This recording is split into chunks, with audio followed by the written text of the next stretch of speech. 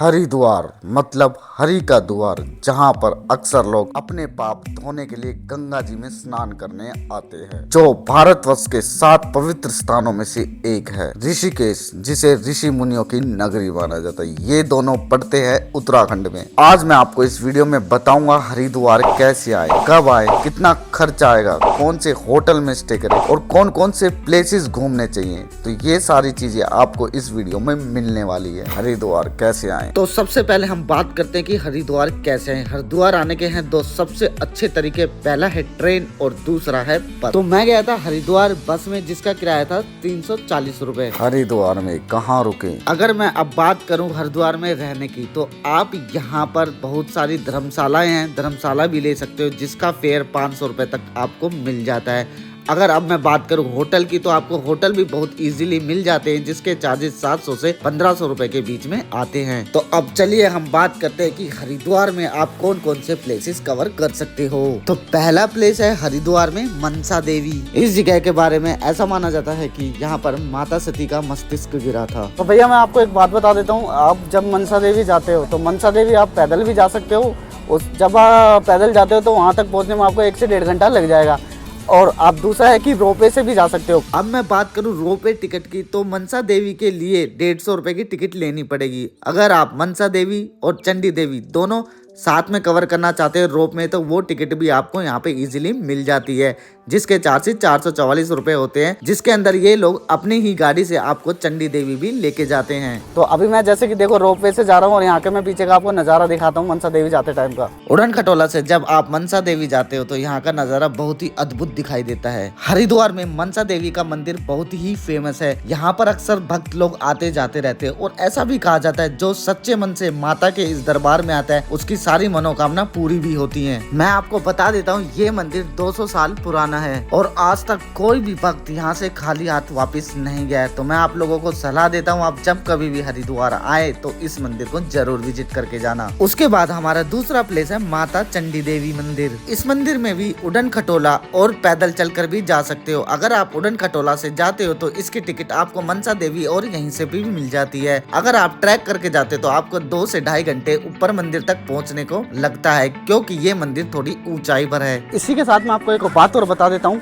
चंडी देवी मंदिर में आपको माता चंडी देवी के और उसी के साथ अंजनी माता के भी दर्शन होते हैं। इस मंदिर को कई सौ साल पुराना बताया जाता है और इस मंदिर का निर्माण आदि शंकराचार्य जी ने करवाया था। पौराणिक कथाओं के अनुसार इस मंदिर के बारे में ये कहा जाता है कि प्राचीन काल में शुभ और निशुभ नाम के राक्षस ने स्वर्ग में रहने वाले देवता इंद्र के राज्य पर कब्जा कर लिया था और उनको स्वर्ग से सीधा नीचे फेंक दिया था। तब काफी देवी देवताओं ने प्रार्थना की, तब माता पार्वती ने चंडी के रूप में प्रकट हुई और उन राक्षसों का नाश किया। माता चंडी देवी का मंदिर सुबह 5 बजे से लेकर शाम को 8 बजे तक खुला रहता है। तो दोस्तों, आप जब कभी भी हरिद्वार आते हो, आपने इस मंदिर के दर्शन नहीं किए तो आप इस मंदिर के दर्शन जरूर करके जाना और उसी के साथ माँ अंजनी देवी के भी दर्शन जरूर करना। दोस्तों, उसके बाद हरिद्वार में हम चलते एक और प्लेस, शीश महल पावन धाम। दोस्तों, इस मंदिर को कांच के छोटे छोटे टुकड़ों से बहुत ही सुंदर तरीके से बनाया है। इस मंदिर में आप सुबह 6 से रात के 8 बजे तक दर्शन कर सकते हो। इसके बाद हरिद्वार में आप शांति कुंज जा सकते हो। ये आश्रम बहुत ही बड़ा है। ये आश्रम माता गायत्री को समर्पित है और इसी के साथ इस मंदिर में हमेशा लंगर चलता रहता है। और एक बात और बता देता हूँ, ये आश्रम है जिसके अंदर आपको हिमालय मंदिर भी देखने को मिलता है, जिसके अंदर से आप पूरा हिमालय व्यू देख सकते हो। उसके बाद आप हरिद्वार में भारत माता मंदिर भी जा सकते हो। इसी एक मंदिर में आपको 8 मंदिर देखने को मिलते हैं। तो सबसे पहले आप इस मंदिर के अंदर लिफ्ट से 7वें फ्लोर पर पहुंच जाते हो। उसके बाद हर फ्लोर पर 1 बाय 1 मंदिर के दर्शन करने को मिलते हैं। तो अब चलते हैं हरिद्वार में अपने नेक्स्ट प्लेस पर। हरिद्वार में अब अपना नेक्स्ट प्लेस है हर की पौड़ी। ये प्लेस हरिद्वार का सबसे फेमस प्लेस है। वैसे मैं आपको बता देता हूँ, यहाँ पे बहुत सारे घाट है, लेकिन जो सबसे फेमस घाट है ना, वो है हर की पौड़ी। क्योंकि अक्सर लोग है ना, यहाँ पे हर की पौड़ी पर ही नहा के जाते हैं। कहते हैं कि हर की पौड़ी पर नहाने से पाप भी धुल जाते हैं।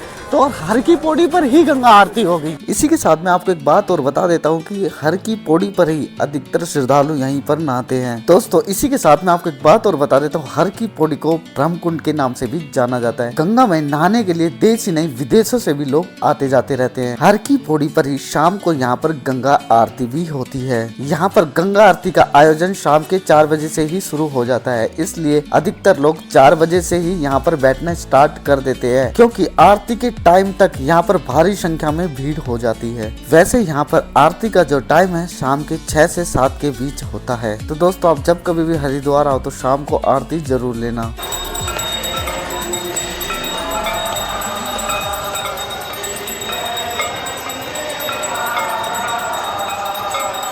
तो आप लोगों ने गंगा आरती तो देख ही लेगी। अगर मैं गंगा आरती की टाइमिंग बताऊं यहाँ पे हरिद्वार में हर की पौड़ी पर, तो इसकी जो टाइमिंग होती है 5:30 से लेकर 6:30 तक होती है।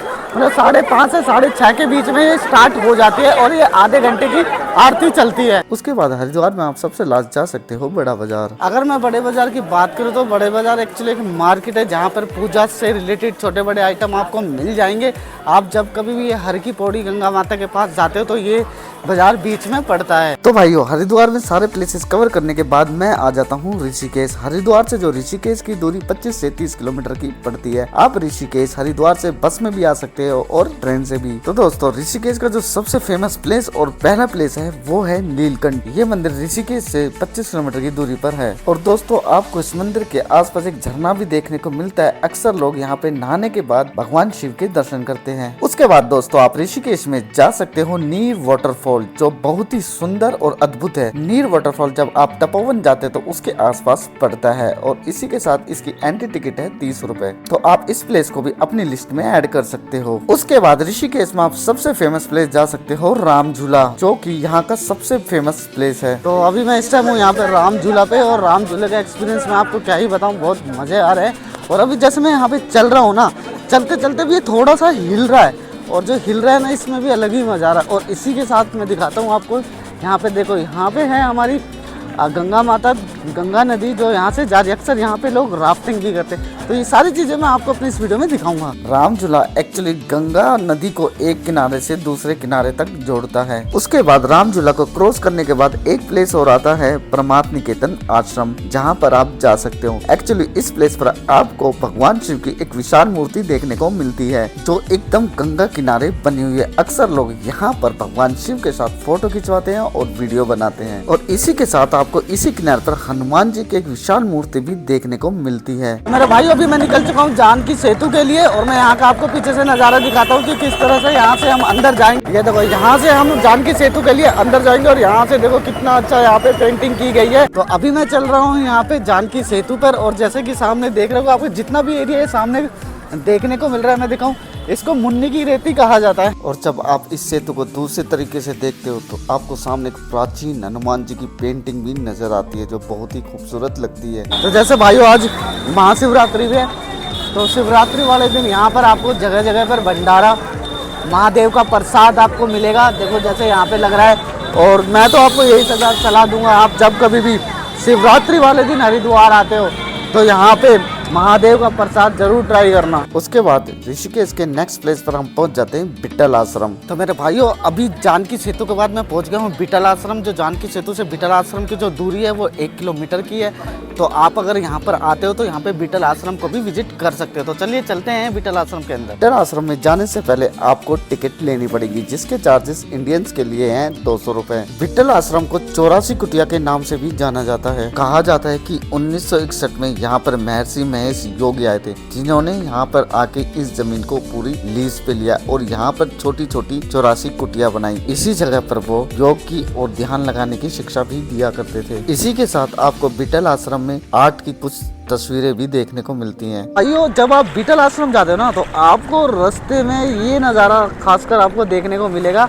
और यहाँ पे पहुँच गए ना, आपको अजीब सा सुकून मिलेगा। देखो जैसे ये पानी की लहरें आ रही है और ऐसे पैरों पे जाए। तो जब भी आप बिट्टल आश्रम जाओ ना, तो यहाँ पर थोड़ी देर बैठ के जरूर जाना मेरे भाइयों। उसके बाद आता है ऋषिकेश में अपना नेक्स्ट प्लेस त्रिवेणी घाट। तो मेरे भाइयों फाइनली अब मैं निकल पड़ा हूँ गंगा आरती के लिए त्रिवेणी घाट पर। तो आप जब कभी भी ऋषिकेश आए तो गंगा आरती लेना मत भूलना, तो अभी यहाँ तक मैं ऑटो से आया हूँ। आप जब त्रिवेणी घाट पे जाओगे तो आपको रास्ते में काफ़ी मार्केट भी देखने को मिलेंगी। ये देखो मैं दिखाता हूँ, ये सारी मार्केट है, सारा एरिया है। यहाँ पे आप शॉपिंग भी कर सकते हो, कपड़े ले सकते हो और काफ़ी छोटे मोटे आइटम भी मिल जाएंगे।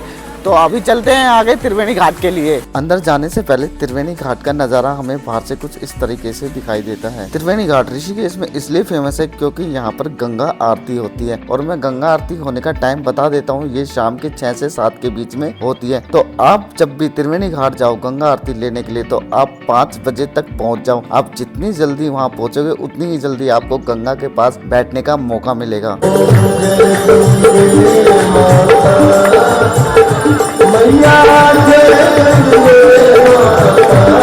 अब मैं ऋषिकेश में सारे प्लेसेस कवर करने के बाद होटल की बात करूं तो वो आपको तपोवन में भी और ऋषिकेश में भी मिल जाते हैं 700 से 1000 रुपए के बीच में। देखो ये सारे प्लेसेस करने के बाद अगर मैं अब बात करता हूँ राफ्टिंग की, तो आप ऋषिकेश में राफ्टिंग भी कर सकते हो, जिसके चार्जेस 300 से लेके 600 रुपए तक होते हैं। वो डिपेंड करता है कि कौन सा सीजन चल रहा है, तो वो आप नेगोशिएट कर सकते हो। अब मैं सबसे लास्ट में बात करता हूँ कि आपका यहाँ पर टोटल कितना खर्चा आएगा। तो अगर आप हरिद्वार और ऋषिकेश 2 नाइट 3 डेज का स्टे करते हो तो आपका खर्चा 4 से 5 हजार के बीच आता है पर पर्सन। तो मेरे भाइयों बस आज के लिए इतना ही था। मेरी इस वीडियो में मैंने यहाँ के हरिद्वार और ऋषिकेश की आपको सारी इन्फॉर्मेशन बहुत डिटेल में बता दिया। आई होप आपको मेरी वीडियो अच्छी लगे। अगर आपको मेरी वीडियो अच्छी लगे please like share and comment में। फिर मिलूंगा एक नई टॉपिक पे नई वीडियो के साथ। जब तक के लिए जय हिंद जय भारत।